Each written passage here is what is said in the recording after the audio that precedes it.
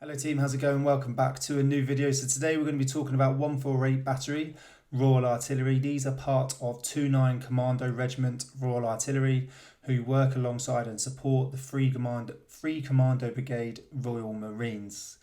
148 Battery, I've worked with these guys before quite regularly, and I actually wanted to transfer there when I was younger. The Sergeant Major I knew down at 148 was happy to accept me, put my paperwork in, but 7 wouldn't release me. These guys fit, professional, keen, and are seriously good at what they do, and they take everything they do very seriously, and it's a very good unit to be a part of in my own personal opinion. They work in fire support teams. The only difference to all the other fire support teams throughout the Royal Artillery that you may get at like 7, 4th Regiment, 19, etc. and 1st is they do this naval gunfire support. So they are helping support the Free Commando Brigade, the SBS and any other unit if they need to, but majority Free Commando Brigade and the SBS in naval gunfire.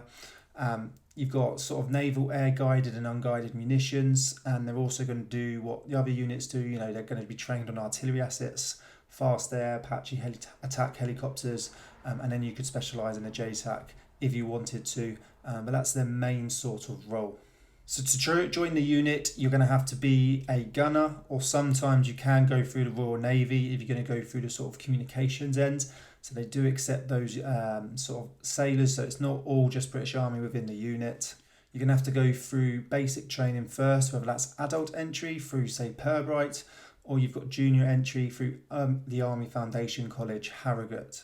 Once you've passed out, you're then going to go and conduct your phase 2 training down in Larkhill, and this is the standard basic trade training that every other gunner is going to do. Once you've done that, you then go off to 29 Commando Regiment Royal Artillery, and everyone within the unit has to be commando trained. So before you go off to a battery of hopefully your choice or wherever they send you, you're going to have to complete the commando course, the all arms commando course.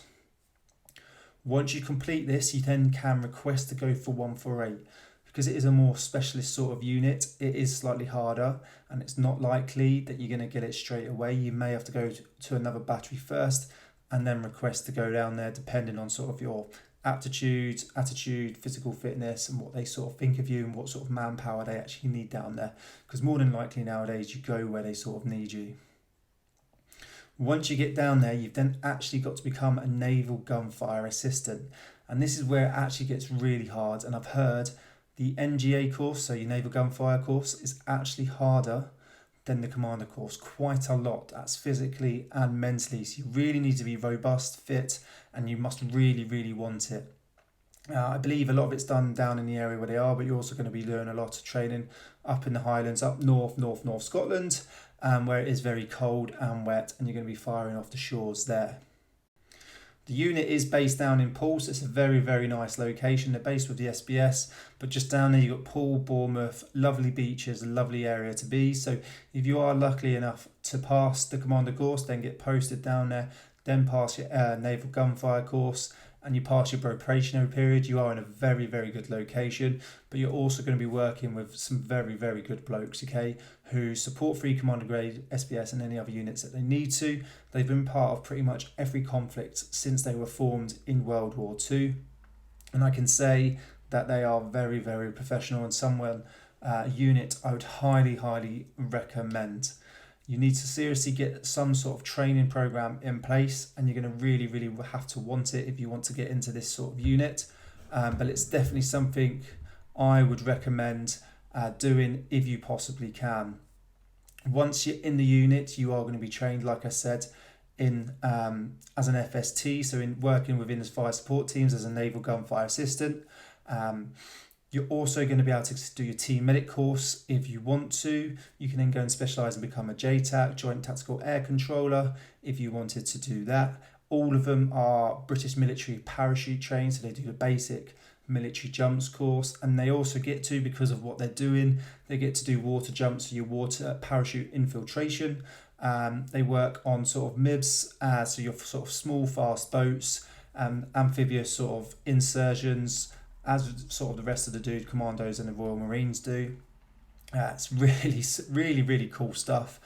Something I would actually really recommend you look at doing, especially if you're looking at joining the Royal Artillery, and especially if you're looking at joining 29 Commando Regiment, I would highly recommend you look out and check out 148 Battery.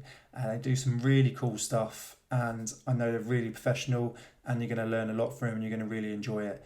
So let us know what your thoughts are and if you have any questions, but I just wanted to give you a quick talk about a unit that's out there that you should sort of do your research on and see if it's going to be suitable for you. They've got a really cool Instagram page, so go and check them out, and then just, give them a message and they might be able to help you out on a little bit more facts on how to join them and what to do. Hope you enjoyed the video, and I'll see you soon.